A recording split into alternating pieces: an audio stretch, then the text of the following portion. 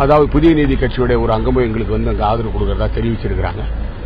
எங்களுடைய கூட்டணி ஒரு பலமான கூட்டணி.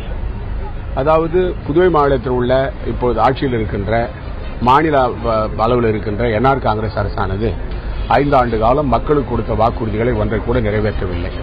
ஊழல் மலிந்திருக்கிறது, விலைவாசி உயர்ந்திருக்கிறது, வேலைவாய்ப்புகளை இளைஞர்களுக்கு அவர்கள் கொடுக்கவில்லை. 30 சட்டமன்ற தொகுதியில் ஒரு தொகுதிக்கு மட்டும் வேலைவாய்ப்பு கொடுக்கப்பட்டு 29 தொகுதிகள் புறக்கணிக்கப்பட்டிருக்கின்றன. அதேபோல சட்டம் ஒழுங்கு கெட்டது மட்டுமல்லாமல் பெண்களுக்கு பாதுகாப்பு இல்லை, பாலியல் பலாத்காரம் நடந்து கொண்டிருக்கிறது, கட்டுமான வேலைகள் நடக்கவில்லை, அரசு ஊழியர்களுக்கு கொடுக்க வேண்டிய சலுகைகள் கொடுக்கவில்லை, தொழிற்சாலைகள் எல்லாம் மூடப்படுகின்றன, கூட்டுறவு நிறுவனங்கள் எல்லாம் மூடப்படுகின்றன.